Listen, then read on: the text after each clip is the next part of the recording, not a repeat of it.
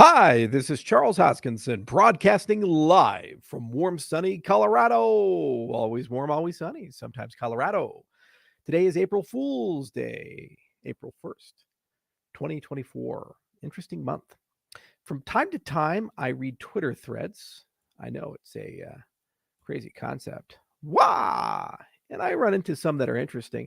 So this one is from The Block is Hot. Big. Congratulations, you're the lucky winner on Charles Answers Your Questions. So he says, I have been investing and building on Cardano for nearly 3 years now, but I'm very worried about the chain's future. Oh no. After exploring and interacting with 20 plus blockchains, these are the top 5 changes Cardano needs now. Number 1, stablecoins. I won't beat the dead horse too much, but Cardano will never succeed without major stable coins. Past attempts have failed to provide deep, liquid stable coin, and progress on this front has been severely lacking. This is a top priority. I agree that there definitely does need to be better supported stable coins on Cardano, and there's been some attempts to do wrapped assets. There's been some attempts to bring Circle into the fold. There's some homegrown ones like USDM, for example, that are very exciting and interesting.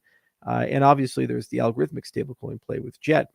And I don't think one size fits all. There's going to have to be a lot of different efforts. And I know for a fact Foundation is working very diligently at this, as are we, bidding on the Wyoming stablecoin side. And we set up an entire company specifically for this. But this is a fair point, and there does need to be better depth on the stablecoin side. But the community does need to show up. Something gets created, you generally need a ratio of about 1 out of 4 for TVL. So you need about 150 million at a $600 million TVL for your stablecoin to provide enough liquidity for all the DeFi things that you want to do. So it's not just about having something show up. You have to have enough of it minted to work. So definitely a top priority. Number 2, scalability. Currently, the blockchain gets heavily congested even with few active users and ongoing mints. That's not true. There's a lot of active users, and there's definitely mints, but it is true that congestion occurs. What's not true is that the congestion causes a significant issue. You don't have a massive spike in fees, and you don't have tons of things break or fail. It just means it takes longer to settle. Hyped mints can sometimes lead to 10 to 30-minute transaction times with only one mint going on. That's not true, but it's definitely true that transaction times increase, and part of this can be solved in the UX. Part of this can be solved with other protocol enhancements. But anyway, there are hopefully upcoming improvements with Splash Protocol, but this will never slide during a proper bull run when there are so many faster, cheaper alternative chains. Okay, so I've done many videos on scalability. There's a lot of things that are coming in terms of scalability, and it's a multi-layered solution. So there's Hydra coming, there's all the ZK stuff coming, there's input endorsers being published soon, and then there's obviously an ongoing effort to get that implemented. And then there's a litany of things that people could do to improve the usage of the blockchain. For example, going from Plutus V1 to Plutus V2 or Aiken can mean a 10x reduction in transaction size. So it's not just about throughput, it's also about how people utilize the blockchain. And there's a very nuanced solution that's in play right now. And I think people are pretty happy overall with the directionality of it. But it does take time to get these things in because they're very complicated protocols. Top-down support. Many chains will have support from their founders and organizations to help build out their products, raise funds, or promote exposure. This simply does not happen on Cardano, and the current Catalyst system is highly ineffective. $25 million were distributed amongst 300 ventures last Catalyst round. I guess that's ineffective. Okay. There already is no incentive to build on Cardano, and without foundation support, there's even less. What he's really saying is there's not a giant pile of money that exists somewhere in the ether to bribe people to AstroTurf and come to the platform and then leave the minute that they get a better deal. You see, this has always been a big area of contention. No one pays anybody to do anything in Bitcoin land, yet somehow they're the biggest. And no one paid anybody in the beginning with Ethereum, because there was no money to do that, yet somehow they're the largest ecosystem. You don't have to have a top-down foundation cut 20, 30, 40, $50 million checks to founders and organizations to, let's see here, build their products, which is their job, raise funds, which is their job, and promote exposure. If you do these types of things, you look a lot like a centralized chain, a centralized organization. The point of Catalyst is you, the community, get to decide what are priorities and how much of a priority are they. And with SIP 1694 and the Chang hard fork, the entire treasury system turns on, and there is $1 billion of ADA floating around for the community to decide what to do with, including an annualized budget. Now, if the community wants to pick winners and losers and help build out particular products and wants to help them along the VC train or give them more exposure, that's a community prerogative, but it has to be done in a decentralized way.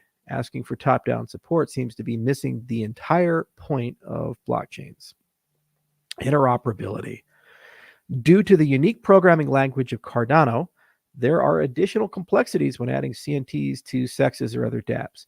Okay, now, if the SEX already supports Cardano, which over 200 do, including Coinbase, Kraken, Binance, and others, there's not additional complexities to adding CNTs to SEXs. This is a common misconception that gets repeated again and again and again, that there's some sort of dramatic technological issue in supporting dApps, which is done through SIP30 and the dApp connector, and it's quite straightforward, and CNTs on SEXs. I've never had a SEX come to me and say, we just don't know how to do this. It's so complicated.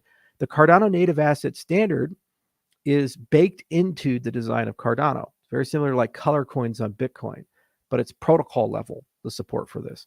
So it's not really that hard for an exchange to do this.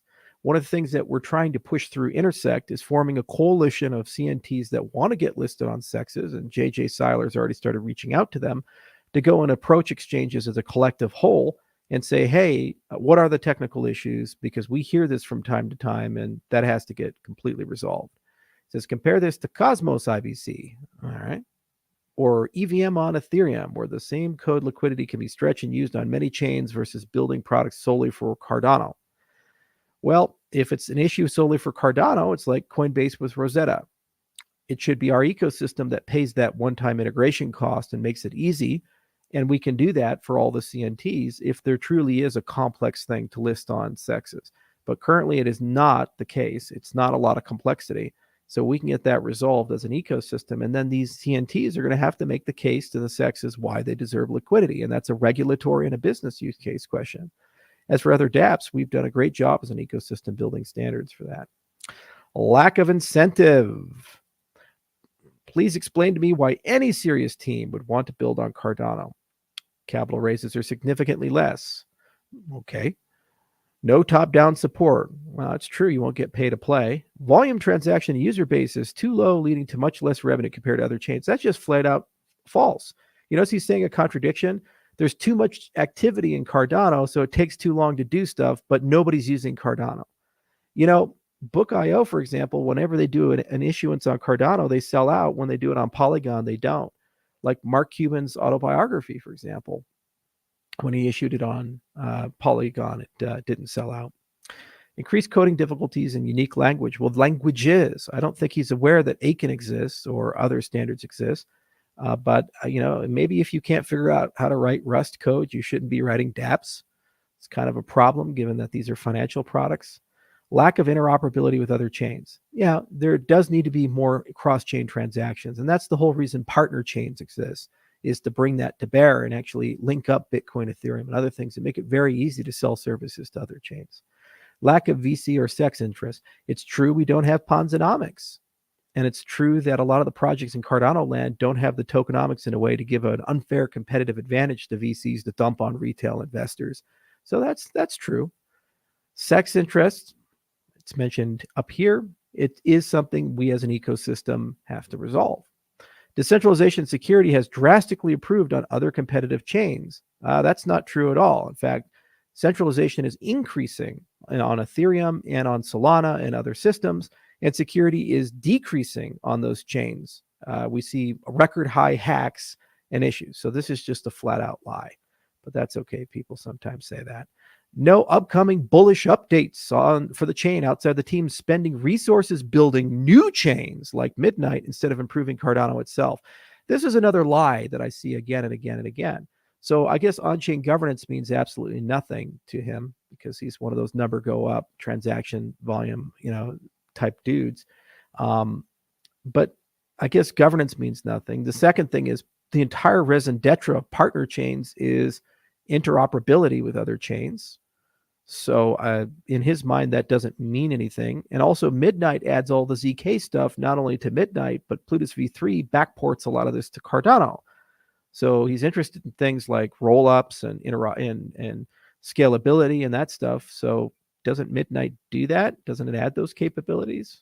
And I guess that's not improving Cardano itself, having bridges to other cryptocurrencies, which is what he's asking for up here, as well as all the scaling agenda we have.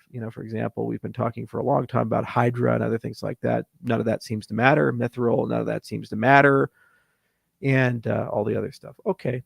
The community that funds and alienates anything that isn't speaking positively about Cardano, causing less new people to be interested in the chain, including Charles.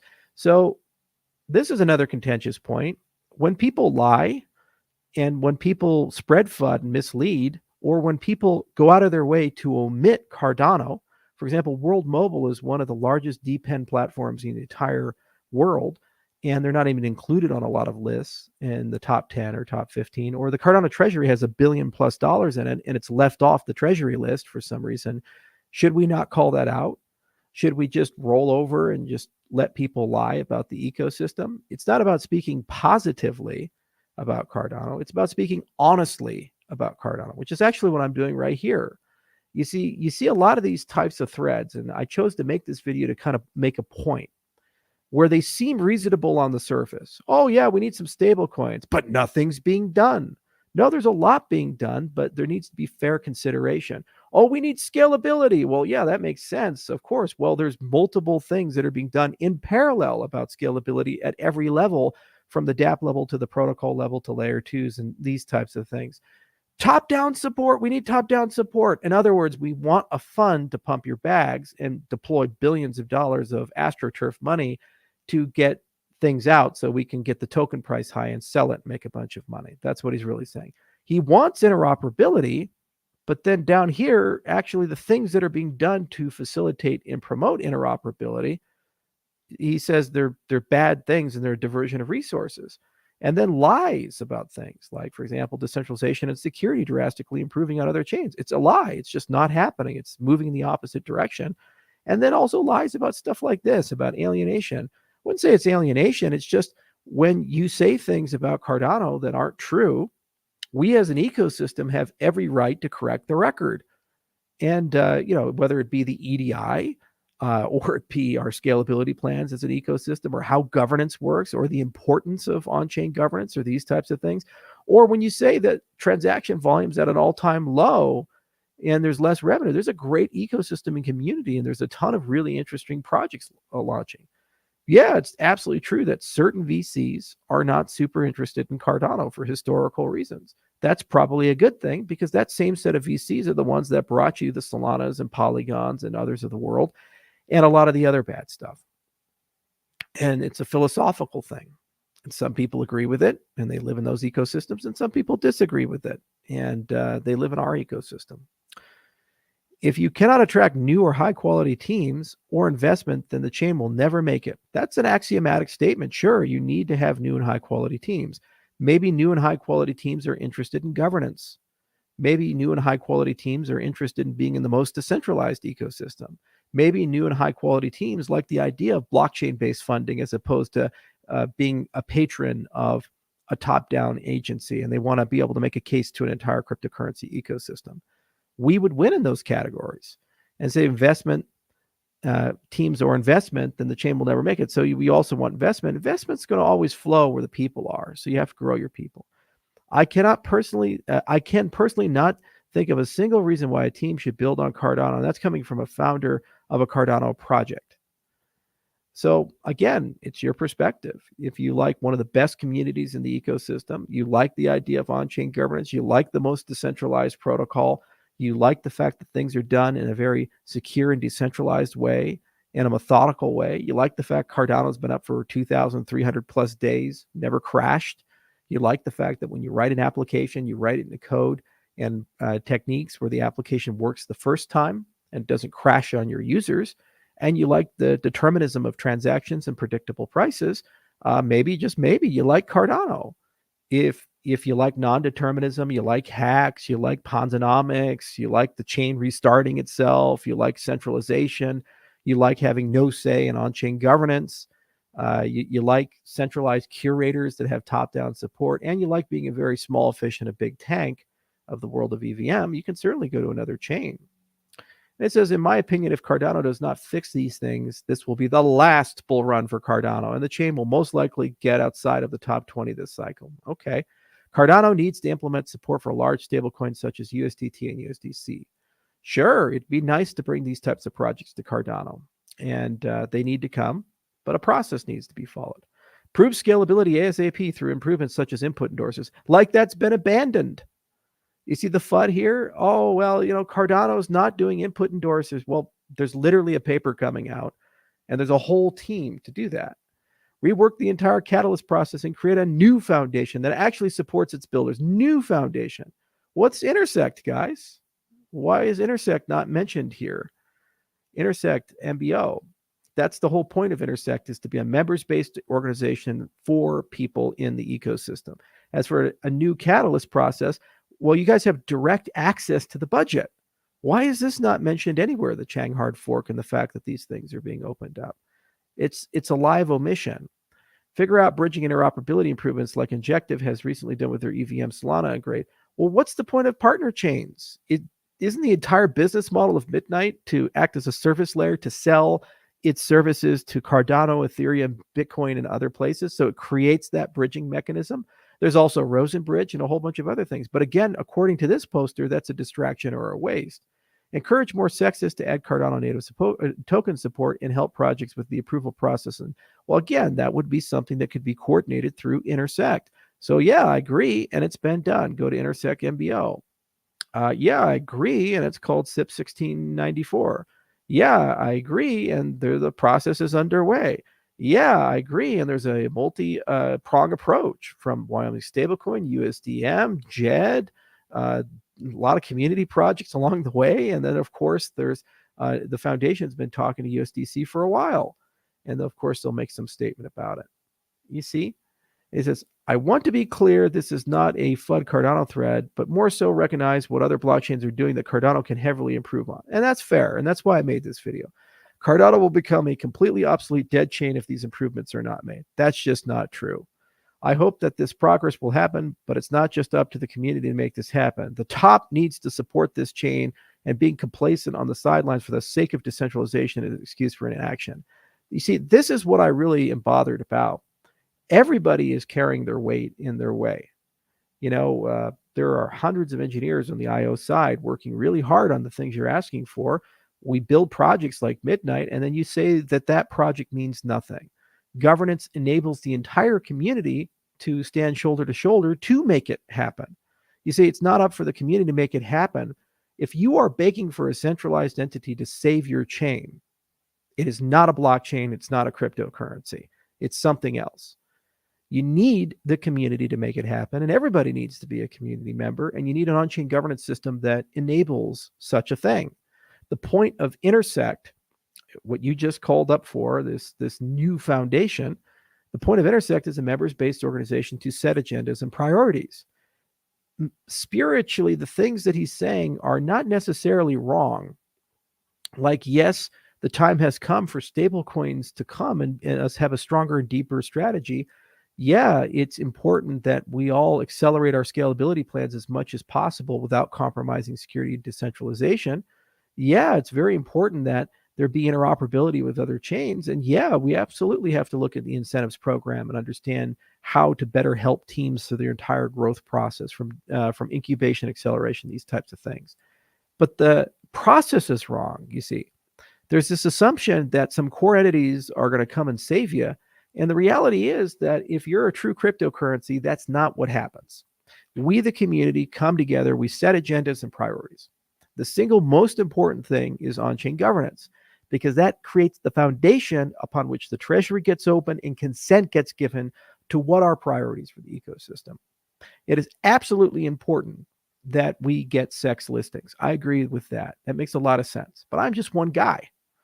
And there are 100+ ventures seeking such things. So it's important they all get together, they talk, and we sort fact from fiction, because everybody's talking past each other. There's this FUD floating around that if only IO and the CF pay $10 million, instantly Circle would be on Cardano. That's just materially wrong. It's absolutely wrong. If it was that simple, I think the foundation would bite the bullet and do it. There's a lot more to that story. And as an ecosystem as a whole, we should approach it. And the thing is, as an ecosystem as a whole, we could create incumbently a more competitive stablecoin on our ecosystem that does everything and has convertibility to Circle and back for far less money and be using it. Okay, and there are Cardano native projects that are doing that at the moment. But these priorities have to be set. And the frustration is, guys, you're thinking like top-down government. And you're saying some leader has to show up and tell everybody to do all these things. If you believe in decentralization, and if you believe cryptocurrencies should be cryptocurrencies, to solve these types of problems, you have to come together. And that's the point of Intersect, is it's a nexus for people to aggregate and come together and talk to each other. And then say, hey, you know what? We need to solve that problem. That's the thing. That's the key. And that's where I think we're having short circuits. Everybody's seeing how the other guys are doing it. And they're saying, that guy over there just spent $1 billion. And that guy over there, they just spent that. And they promised this person this. And they promised this person that. Yeah, EOS raised $4 billion back in 2017. Where is it at today? And how much of that did they actually spend? It's not about how much is raised and how much is sitting in some centralized organization's treasury to endow you guys with a promised land. This is, everybody has to pick up a shovel. Everybody has to do the work. And I appreciate threads like this because they're directionally right and saying, hey, we need to do these things, but they're in the wrong place. If you're a Cardano project, if you're an ADA holder and you want to have a say, join Intersect and participate there. Become a D-Rep and participate there. Self-organize. Create a treaty. Say a list of things. We should do X, Y, and Z, A, B, and C. We need to push our capital in this particular direction. And what will happen is people say, that's a good idea. We should do that. Yeah, I like that. Yeah, that's smart. And then momentum forms, and eventually we get it done as an ecosystem. You have to win people over with reason. You have to win people over with good arguments. You have to win people over with vision and strategy. And yes, it takes a little bit more time, but you end up getting better strategies and you end up getting more resilient strategies because we as a community have all come together and thought about those things. And I fully appreciate it can be frustrating. It's a lot easier when you have a dictator. It's a lot easier when you have a CEO. It's a lot easier when you have a king who looks over everything and says, you shall do this. But what happens when the king goes crazy? What happens when the king doesn't take care of you or decides to only take care of himself? Can you fire a king? Yeah, it's called a revolution or a hard fork. And it's a real bad situation to be in. If you're really committed to true decentralization, you have to figure out governance structures and decision-making structures that embrace and enable decentralization, which is why in the beginning of Voltaire, we said again and again, there are 3 pillars to this. Consent of the represented, institutions, and constitutional representation. Constitutions protect the rights of everyone. Institutions take complexity and turn it into simplicity, and consent of the governed gives you the ability to move forward, especially with controversial things. There's no way to get around it. And then you look at integrity, efficacy, and efficiency. Effectiveness, excuse me. So efficacy is saying, hey, are the decisions that we're making good decisions or bad decisions? Were they effective for what we wanted to do? Efficiency is how quickly we make those decisions. And integrity is, are we making the right decisions for the values that the community has as a whole? There are plenty of ways to scale a cryptocurrency that involve basically turning the keys over to a centralized actor and let them process everything. But it's not a cryptocurrency anymore. So while it may be efficient and effective, it's not an integrity system. It's a low integrity system. It violates the base principles upon which many of the people are here. There's no reason to build on Bitcoin if all you value is number go up and transaction speed as high as possible and fees as low as possible, because it's never going to give that to you. But it's the highest integrity system we have by day count of operation and consent and value. in the entire ecosystem. It's a terribly ineffective system, an inefficient system. So high integrity, low efficacy, low efficiency. Doesn't make any decisions, and everything takes a really long time. That's why a lot of people left, and that's why so much value is leaked out of Bitcoin. There's no perfect governance system, but the magic of Cardano is I think we have the closest thing to it. We have the stability and principles and integrity that the Bitcoin system loves, and it's worth over $1 trillion. Combine that with an on-chain governance system that may allow us to move as quickly as a lot of these central chains do, that have founders and custodians and top-down governance. But this only works if people have real discussions with each other and people come together and people talk to each other. And I can see merit in everything that they say. I think sometimes people say things that are factually inaccurate, and in some cases just downright lies. I think sometimes people have internal inconsistencies where they say one thing and they say the opposite thing in another tweet.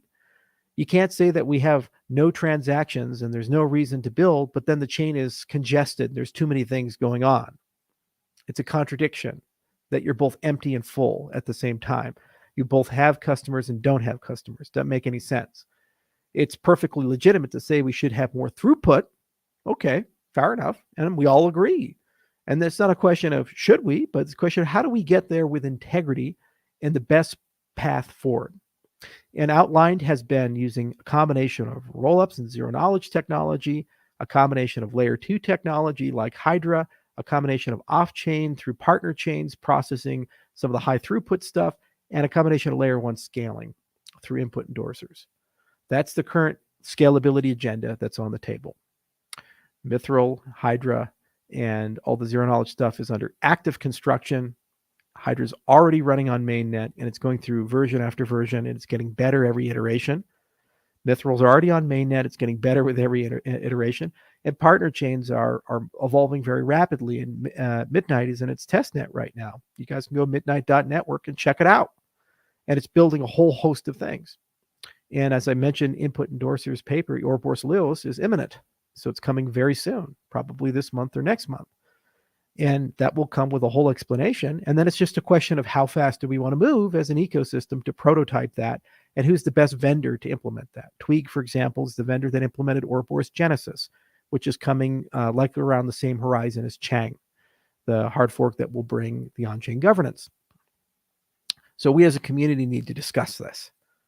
Not Charles Hoskinson going into a dark room and just coming out down from it and from the mountaintop saying, we shall do this and we have these things. Guys, that doesn't work. Not in a decentralized ecosystem. There's a lot of things to think about, and there's trade-offs. And we as an ecosystem can choose to accelerate things, and you get a say in that in the budget of Cardano as a DREP. Because you get to say, okay, well, the price to accelerate something is X, Y, and Z. And the price to go at the natural pace is A, B, and C. That's a transparent public decision that needs to be made. And we set priorities by what we spend money on and to whom we give money to, and the accountability that's connected with those funds. You see, there are no good answers to these things, and there's no satisfying answers to these things. It's hard. It's hard building a multi-billion-dollar ecosystem that one day aspires to be a multi-trillion-dollar ecosystem with billions of users. But the only way you get there is you leave no one behind, and you preserve and protect the integrity of the system as a whole. If you invite in the vampires, centralized actors, venture capitalists, all kinds of people whose only concern is extraction of value, then what you're doing is you're selling part of your soul, hoping you can buy it back later on. Sometimes you get lucky, but the times you don't, you permanently hand away something very special for pennies on the dollar. That's just the reality of things. There are plenty of people in the broader cryptocurrency space where that's the only thing they care about. Those are the same people that will stab you in the back, and the minute that you become inconvenient, throw you away. Why would somebody want to build on Cardano? Because Cardano has a culture and a community that has set aside the avarice of the blockchain industry and truly does care about the purpose of the blockchain industry, which is to improve the lives of the people around it, to build something that has high integrity and you can trust it And it doesn't take the easy path. It takes the difficult path. And it makes all the difference, because if that culture persists, that chain's going to be around in 50 years or 100 years. Tell me, what technology do we have has that kind of durability outside of TCP/IP? There's very few things that we use today that were invented in the 1970s. And that is the goal. That's what we created. That's what makes Cardano different. That's what makes Bitcoin different. If you go to the Bitcoin ecosystem and tell them to adopt your newfangled thing, and believe me, I've tried with NEPA POWs and all kinds of stuff, they'll tell you to piss off, and they're quite happy the way they are. And yet somehow they're still the most valuable cryptocurrency on the planet, because integrity matters. There's value in that. People care when things can't be evil. And we don't violate those principles. At least that's where we're at today. The point of on-chain governance is all of you have the ability to make a decision of how fast, how far, and how much risk do we want to encumber, and who are the people to get us there. And it has to be competitive. There is no other blockchain ecosystem that gives you that much freedom outside of a few like Tezos, for example. It's a pretty powerful thing, and it's a pretty unique thing. And it's the only one in the top 10 that does that at the moment. Never forget that. So that's why people build. That's why people consider. As for all these other things, there's a lot of hard work that goes into them. Hard work people don't see. Hard work people don't feel until after the fact. And then they have hedonic amnesia. They can't feel the wins. They can't feel the joy. Cardano has grown year after year. TVL is up over 300%. Transaction volume is at an all-time high. dApps are at an all-time high. Development's at an all-time high in every aspect. Participation of the governed is at an all-time high. Transaction volume, 90% filled blocks all the time. All-time highs. Wallet installations, all-time high. Across the board, all the statistics look really good year after year. So much so, people are begging for scalability. They wouldn't be if it was a ghost chain. Yet I'm given this narrative that we're falling behind. We're dying as an ecosystem. If you truly do believe that, what are you really saying? Are you scared that ADA is not going to get a 10x or 20x or 30x? Well, you might be right. I have no idea, and I've never once prognosticated from this microphone a target price for ADA, because that's not the game we play as an ecosystem. What we play is we want to build something that's useful for every person alive, something that liberates people, something that enables people to do great things, their best work, something that can sustain billions of people and be the backbone of nation states. That's the goal. That's what we're about. Now, if you're on the other side of the aisle and all you care about is price appreciation, you have to honestly ask yourself, why are you here in Cardano land? Why not go to one of those chains that will lie to you and tell you pretty things? Oh, yeah, everything will be 50x. Everything will be 100x. We got it all figured out. We're going to pump here and pump there, and dumb retail money will come in and we'll dump on you. Go there. That's your culture. Those are your people. And gamble and roll the dice. But if you care about value, if you care about real utility, you can never ignore the core integrity of the system, which is the system has to be useful. The system has to be decentralized. The system has to be resilient and self-healing. The system has to invite applications to be built on it that are intended to be here for years, decades, and centuries. The system has to be trusted, so much so that a nation state would use it to issue its money. So much so that a nation state would trust it to conduct voting. So much so that Fortune 500 companies would trust it with their most sensitive data and their most sensitive business activities. Because if you are that, you are something that will persist and be valuable and is worth investing your time and effort into. If you are that, you're something that's worth doing research around and keeping around, just like the internet as a whole. That's the game. I have no idea what that translates to for price. I don't understand price in the markets. I really don't. Nothing makes sense to me. Dogecoin goes way up. It goes way down. It passes us. It falls behind. Project of the week goes way up, goes way down. Project may have incredible utility, might not have utility. People seem to love asset-backed stablecoins, even though they're completely centralized and owned and dominated and operated by a single entity, which can freeze and reverse transactions. It's completely subject to regulation of a single jurisdiction. It's not crypto, but somehow it's an essential component in the crypto that we live in today. So that's why I don't play that game. I don't understand it. It's not something I get, but I get the science, the engineering, the technology. And I happen to believe if you build something that changes the lives of billions of people for the better, that is a worthwhile endeavor. And that's the point of Cardano. It's why it was created, to build something that is different from the rest and to build something that was inspired by the cypherpunk movement in Bitcoin as a whole. I don't believe that Satoshi finished his work when he retired and said that Bitcoin is the end-all be-all. It was a proof of concept, a blueprint for a better world for every single person. And so I picked up that torch, and many other followed, and we started working on an extension of it. All those concepts and ideas. Take the best, get rid of the worst. And now we have Cardano. And what we have achieved as an ecosystem since 2015 is absolutely remarkable.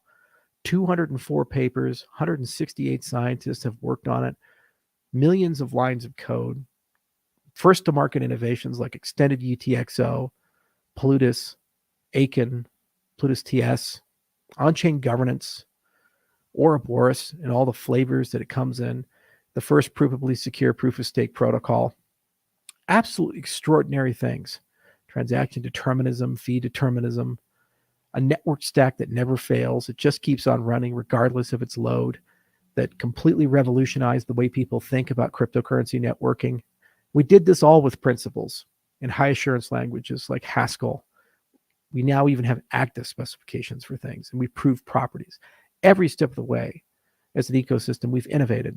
And we're just about to take the largest innovations in the history of the industry with partner chains, Ouroboros, Laos, and all the work that we're doing with things like Midnight, all the work that we're doing with on-chain governance. All of that is coming in the next 12, 24 months in some way or another. It's truly remarkable when you think about it. And all of that started from nothing. It started from ideas inspired by Bitcoin. And then you see threads like this saying, well, it's dying. It's falling behind. There's just no way that these things won't come out of the box.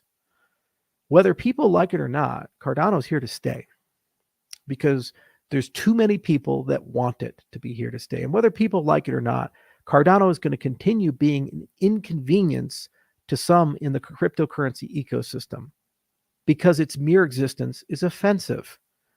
If you peddle fake research, Cardano is offensive to you. If you are a VC and you have Ponzonomics, Cardano is offensive to you. If you like being a dictator and having perpetual control over your protocol and ecosystem, Cardano is offensive to you. If you like lying to people and saying you've solved problems you really haven't, and Cardano demonstrates that, it's offensive to you. You can go down the list. That's the reality. And that's why there's so many people that don't like us, because the game that they're playing is to convince as many stupid people as possible that they have a valuable product and then dump on them and walk away. That's the game they're playing. They're not here to stay. Been in the space for 12 years now, guys. I'm getting old. I was the young guy. Now I'm the fat old guy, as you remind me on Twitter from time to time. Got white in the beard, got the belly, hair starting to fall out, but I'm still here, and I don't have to be here. I'm here because I love what I do, and I love the technology, and I love where we're going. And there's never been a moment in my life that I've ever seen where we've had bigger opportunity to make change. We're basically there when you think about it with decentralized governance. We're basically there when you think about it with the blockchain trilemma and all of the interoperability between different systems. And we're finally able to start turning on new capabilities, like a blockchain's ability to keep a secret with Midnight, and the whole service layer model, which will enable all kinds of things, whether it be world mobile or a decentralized LLM or decentralized infrastructure as a service, to be able to sell that to every blockchain and do blockchain to blockchain deals. Is it the right approach? Well, the market will determine that. You will determine that. The people will. But at least we fail together. as one big decentralized ecosystem or succeed together as one big decentralized ecosystem. That's the point. And a lot of people have grown up. We've seen it. NFT XLV, for example, merged with Rare Evo. They weren't exactly the best friends in the beginning, but now they've become that. Why? Because, they had to, for the good of the community. It made no sense for people to compete with each other, Rare Bloom and these other things. They said, no, we need to work together. And they found a way to do that. It was the right thing to do. And yes, some dApps fail, some dApps succeed. Some founders have to find new ways to get along. Some people have to say they're sorry and move on. It doesn't matter. It's called being adult, and it's the right thing. And you know what? This is the ecosystem that does that. If there were structural problems with founding entities, they get resolved through decentralization, not through endowing another centralized entity with more power, hoping it's going to fix the sins of the other. That's what the US government does. Oh, we have 16 intelligence agencies, but we had this big intelligence failure. You know what we should do? Let's create another intelligence agency. That'll solve the problem. Director of National Intelligence. There we go. Oh, that's not working. Well, you know what we should do? Let's create another one. That'll solve the problem. What about the other failed ones? Well, we'll just keep them around just in case.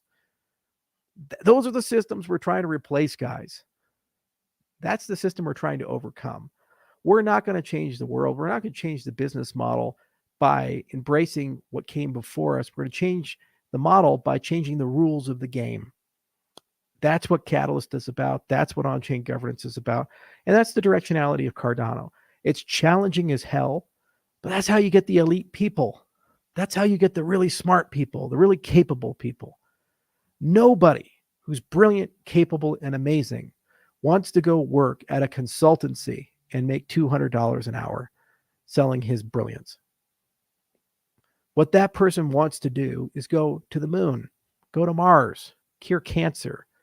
That person wants to be an astronaut. That person wants to be a fighter jet pilot. That person wants to be a Green Beret. That person wants to be the best of the best. They like the challenge. And when you look at Cardano, we're saying, hey, we're going to go build something that's never existed before. We're going to finish what Satoshi started and create a dream for everybody. Something that enables millions to billions of people to have their decentralization, resilience, their self-sovereignty, their economic agency, to have their human rights protected in a system that can't be evil. And is it available to everyone in the world, not just the privileged few who happen to be born in the right place? Boy, is that hard. Oh, yeah. And yeah, you're going to have some friction along the way, because if you're doing it the right way, all the people who aren't, they have to somehow, some way poo-poo you and throw you away, because you expose all the dirty underbellies and things that they do. There's no greater example of that than EDI. By its very nature, it's offensive, because the people who don't do well, who aren't measured well on the list, have to reject it. They can't admit their nature. You can't have an honest cop amongst a group of corrupt ones. It's just that simple. And that is the difference. And that's why Cardano. And you know what? We're winning. So to the Cardano community member who posted that, thank you. Allowed us to make a good video. And more importantly, join Intersect. Your voice does matter. Your concerns do matter. Bring your project, bring your people, bring your thoughts in. And this is the year where people talk to each other. This is the year where we start airing those grievances. We get them out in a productive way through institutions, and they translate to a roadmap and a budget. It's not going to be easy, but it's going to be fun and challenging. And you know what? The end result is we have a great plan. From our part, we're just going to keep writing code. From our part, we're going to just keep building. From our part, we're just keep partnering. And we're going to keep staying the course. Progress. Just keep pushing it. There's no way you can stop our people from writing papers. They kind of like doing it. They're weird like that. And I can't wait to see number 200 come out. I can't wait to go to all the great events that are planned for the second half of this year. And I can't wait to see some surprises along the way. It's what keeps everything interesting. Keeps us young, no matter if we look old. So thanks for listening. Cheers.